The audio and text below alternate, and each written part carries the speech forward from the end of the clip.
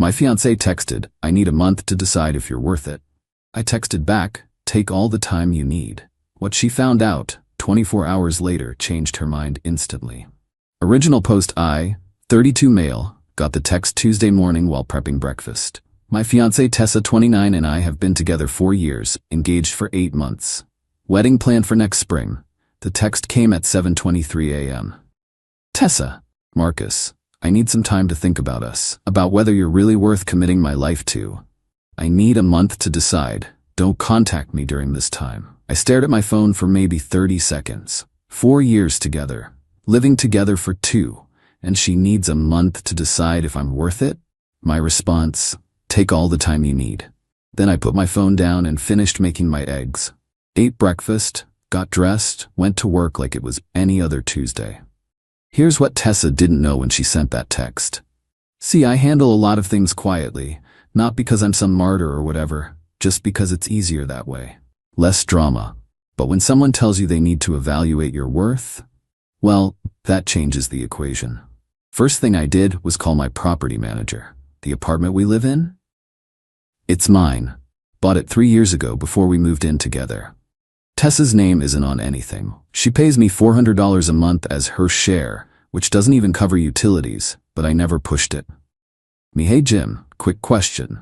If I need to remove someone from my apartment who's not on the lease, what's the process? Depends. They getting mail there?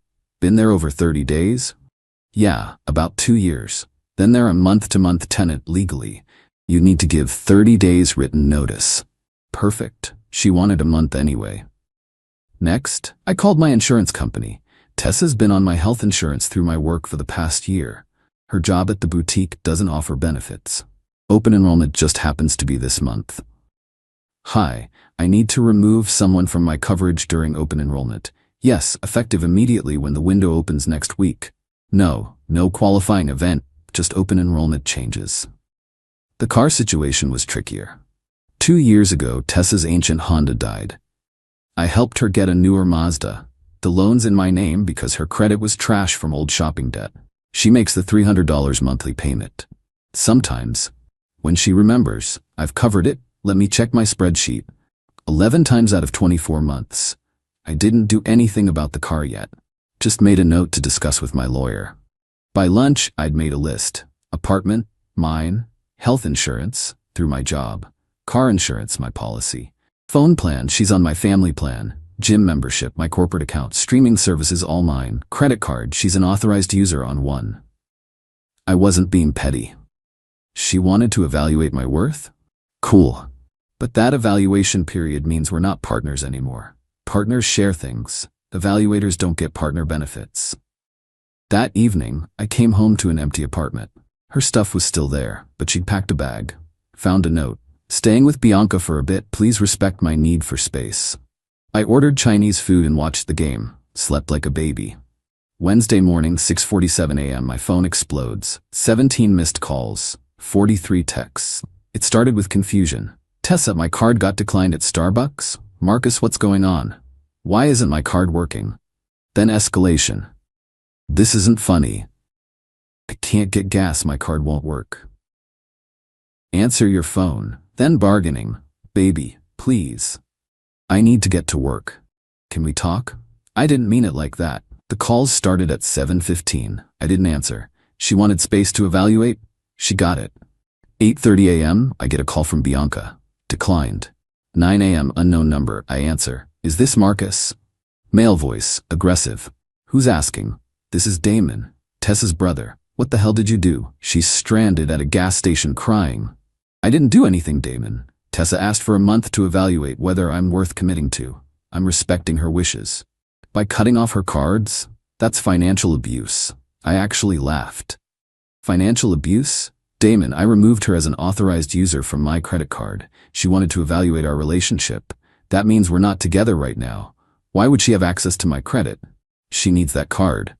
How's she supposed to live? With her own money? Like an adult? She has a job. You know she doesn't make enough to what? Live the lifestyle she's accustomed to? The one I've been subsidizing? Yeah, I'm aware. He cursed me out. I hung up. By noon, the flying monkeys were in full formation. Her mom, Lorraine, called my office. I had my assistant tell her I was in meetings all day. Here's the thing about Tessa's family. They've been real comfortable with our arrangement. When we visit, I pay for dinners. When they need something fixed, they call me. When Damon's kid needed school supplies last fall, guess who Tessa volunteered to help? But respect, appreciation? Nah, I'm just okay to them. Stable, boring, good enough for their daughter to settle for. I've heard Lorraine joke about how Tessa could do better if she really tried. Heard Bianca tell her she should keep her options open just in case. Well, congrats, she's exploring those options now. Update 1, Thursday. Yesterday was illuminating. Tessa showed up at my office at 2 p.m. Security called up to verify she was allowed in. I said yes, but had them escort her to the lobby coffee shop, not my office. She looked rough. Hair in a messy bun, no makeup, wearing sweats. This is a woman who won't go to the mailbox without full face.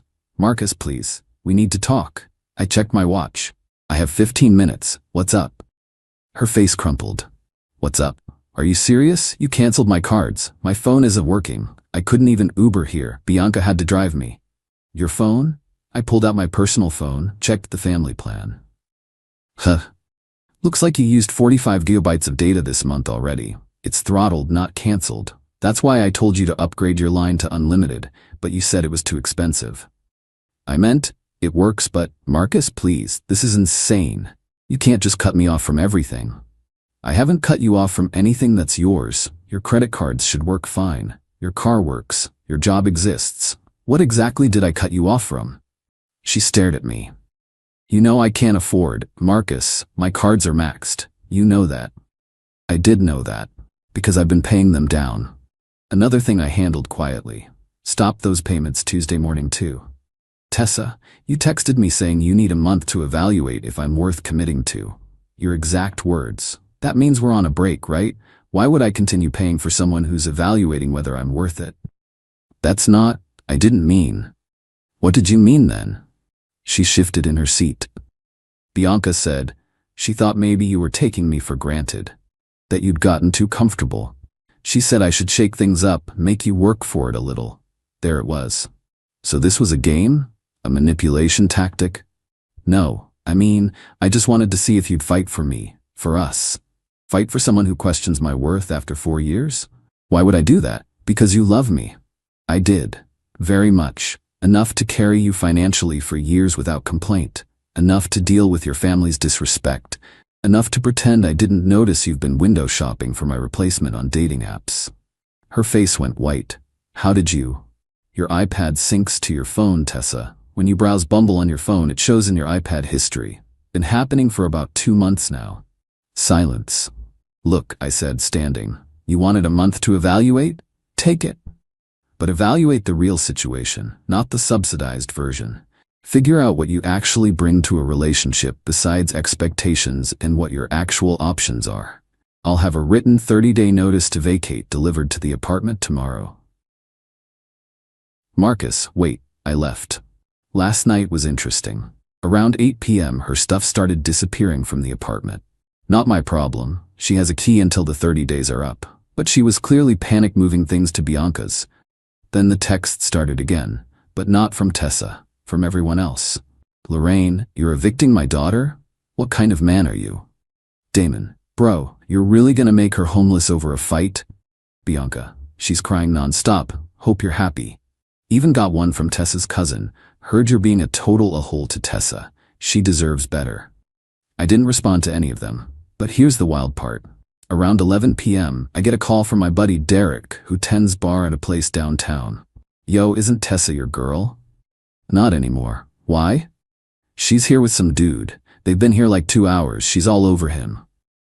Good for her. Actually? Yeah, I'm good. And I was. Because everything was clicking into place. She'd been shopping around. Bianca probably knew about this guy. The whole month to evaluate thing was probably to give her time to test drive the new option while keeping me as backup. Except now, there's no backup. Update 2, Friday morning. The last 12 hours have been wild. Remember how I said Tessa went out with some guy Thursday night? Well, apparently that was Bianca's boyfriend's friend, Kyle. According to the text novel I woke up to, Kyle has potential, but, and I quote, Drives a 2015 Civic and lives with 2 roommates. The text started at 2 a.m. Are you awake? I know you're mad, but can we talk? I made a mistake. Kyle was a disaster.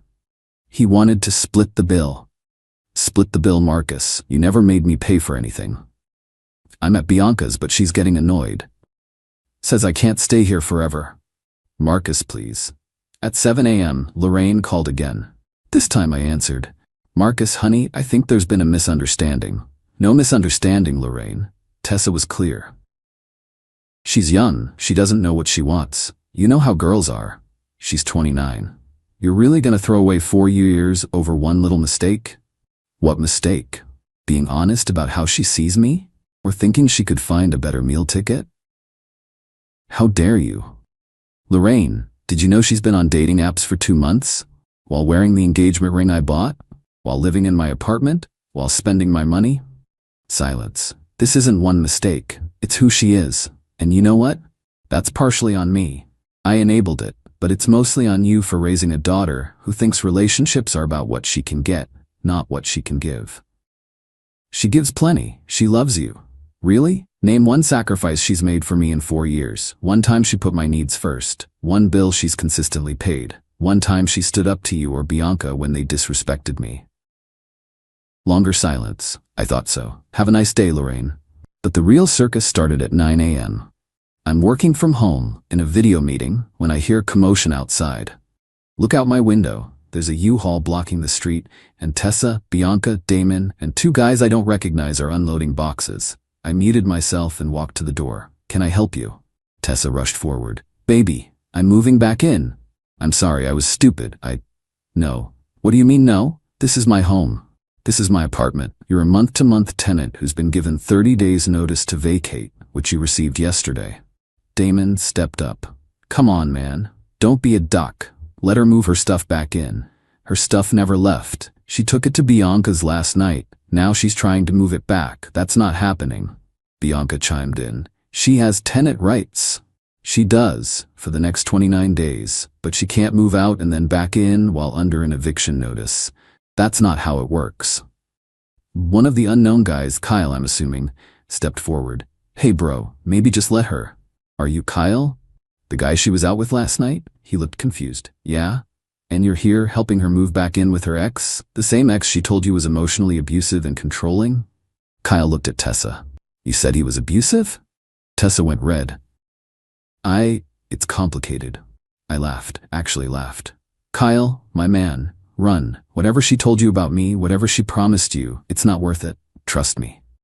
Kyle looked between us, then at his friend, then just walked to his car and left. His friend followed. Damon got in my face. You're ruining her life. No, I'm refusing to fund it anymore. Big difference. The shouting attracted attention. My neighbor came out, phone in hand. Everything okay, Marcus? Should I call the police? Bianca grabbed Tessa. Let's just go. He's being an a-hole. As they loaded boxes back into the U-Haul, Tessa turned to me one last time. I loved you, you know? No, Tessa, you loved the lifestyle I provided. If you loved me, you wouldn't have needed a month to figure out my worth. She started crying. Damon flipped me off. Bianca muttered about karma. They left. 20 minutes later, I get a Venmo request from Tessa for $1,500. The note, for U-Haul and emotional distress. I declined it. She sent another for $50. Note, for gas at least, I'm on empty. Declined. Third request for $20. Note, for food please, haven't eaten since yesterday. I almost felt bad. Then I remembered she chose this. She had a comfortable life, a partner who loved her, stability. She threw it away because Bianca convinced her she could do better. Final update 1 week later. This will be my last update because honestly, there's nothing left to update. Tessa's gone. The apartment's peaceful, life's good. But yeah, some final fireworks happened over the weekend. Saturday morning, Tessa tried one last play. She showed up, alone this time, looking like the Tessa I fell for 4 years ago. Hair done, makeup perfect, wearing the sundress I bought her for our 2nd anniversary. Can I please come in? Just to talk? Against my better judgment, I let her in. We sat on opposite sides of the living room. I've been doing a lot of thinking, she started. I realize now how much you did for me, how much I took for granted. I waited. I want to fix this. I'll go to couples counseling. I'll get a second job. I'll tell my family to back off, whatever you need. Why? She blinked. Because I love you. No, why now? What changed between Tuesday when you needed to evaluate my worth and today? She looked down. I realized what I lost. Be specific. The apartment, the security, the lifestyle. Keep going. The way you took care of things. Of me. I didn't realize how much you did until it was gone. And? Her voice got smaller. And I can't afford to live on my own. Bianca wants me out by Monday. My mom can't help. She's on a fixed income. Damon's got his own family. I've been looking at apartments and even studios are... She started crying. There it was. The real reason. Not love. Not regret. Just reality hitting hard. Tessa, I'm gonna tell you something, and I need you to really hear it. You didn't lose me this week. You lost me months ago when you started shopping for my replacement. This week, you just lost your funding. That's not fair. I made one mistake. No, you revealed who you are, and I'm grateful for that. It saved me from a lifetime of being someone's safety net instead of their partner. She left, but not before asking if she could at least stay until she found a place. I said no. Then she asked if I'd co-sign for an apartment.